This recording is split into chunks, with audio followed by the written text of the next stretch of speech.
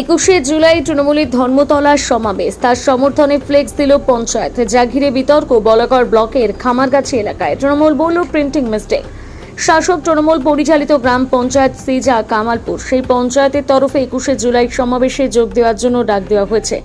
শুক্রবার বলাগড়ে সিজা কামালপুর গ্রাম পঞ্চায়েতের কার্যালয়ের গেটে ও খামারগাছি এলাকা সিজা বাজারে দেখা যায় মমতা বন্দ্যোপাধ্যায়ের ছবি সহ 21শে জুলাইয়ের কর্মসূচির প্রচার ফ্লেক্স। নিচে লেখা রয়েছে প্রচারে সিজা কামালপুর গ্রাম পঞ্চায়েত।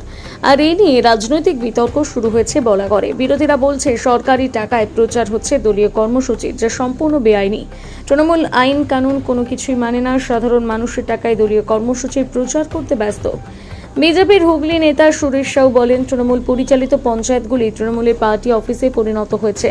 এটা আমরা বারবার অভিযোগ করি, সেটাই প্রমাণ হলো সিজা কামালপুরের ঘটনা। সিআইএম এর হুগলি জেলা কমিটির সদস্য অতনু ঘোষ বলেন, তৃণমূল আর পঞ্চায়েত, তৃণমূল আর সরকার এক হয়ে গেছে। সাধারণ মানুষের করের টাকায় পঞ্চায়েত দলের প্রচার করছে, মানুষের জবাব দেবে।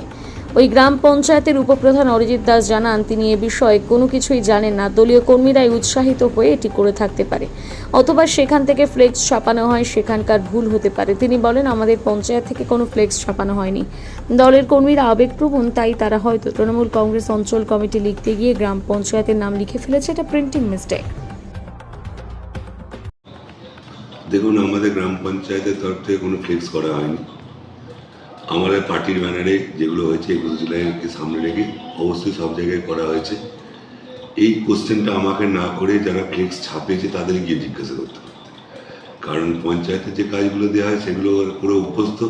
হয়তো তলায় সে কামালপুর অঞ্চল তৃণমূল কংগ্রেস কমিটি লিখতে গিয়ে সে কামালপুর গ্রাম পঞ্চায়েত লিখে দিয়ে ফেলেছে, ওদের ওটা প্রিন্টিং মিস্টেক হয়ে গেছে। আমরা দলীয় তরফ থেকে যা করেছি। আর দেখুন, আমাদের দলীয় কর্মীরা হচ্ছে অনেক আবেগপ্রবণ। শুধু আমি যে ফ্লেক্স ছাপিয়েছি তা তো নয়, অনেক কর্মী ছাপিয়েছে। কে ছাপিয়েছে এই ব্যাপারে আমি বলতে পারবো। আপনার নাম? আমার নাম অরিজিৎ দাস, উপপ্রধান কামালপুর গ্রাম পঞ্চায়েত। বিষয়টা এখন তৃণমূল আর রাজত্বে, তৃণমূল আর সরকার, তৃণমূল আর পঞ্চায়েত এরা একাকার হয়ে গেছে। পঞ্চায়েতের টাকায়, মানুষের করের টাকায় এদের দলীয় প্রচার হচ্ছে। তার জ্বলন্ত উদাহরণ হচ্ছে আমাদের সিজা কামালপুর পঞ্চায়েতের গেটে টাঙানো পতাকা, ফ্লেক্স। এবং সেখানকার উপপ্রধান যাই বলুক, উপপ্রধানের ইচ্ছা ছাড়া, উপপ্রধানের আদেশ ছাড়া সিজা কামালপুর অঞ্চলে কোনো তৃণমূল কর্মীর ক্ষমতা নেই এই ধরনের ফ্লেক্স লাগানো।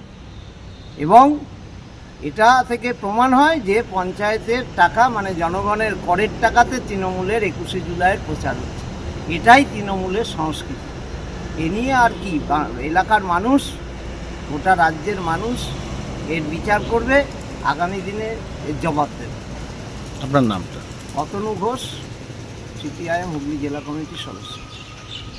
মানুষের করের টাকায় তৃণমূলের যে দলীয় প্রচার চলে, তৃণমূল যে দলীয় ক্ষেত্রে ব্যবহার করে মানুষের করের টাকা, যেটা আমরা বারবার বলে আসতাম, সেটাই আবার চোখে আঙুল দিয়ে দেখিয়ে দিচ্ছে বলাগড় সিজা কামালপুর পঞ্চায়েত।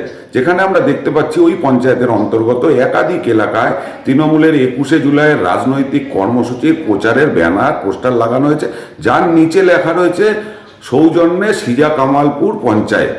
সুতরাং এর থেকে বোঝা যাচ্ছে এই পঞ্চায়েতগুলো তৃণমূলের পার্টি অফিসে পরিণত হয়েছে।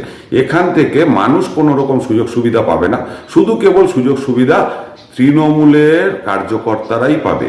আর মানুষকে শুধু কেবল কর দিয়ে যেতে হবে এই পঞ্চায়েতগুলিতে গিয়ে।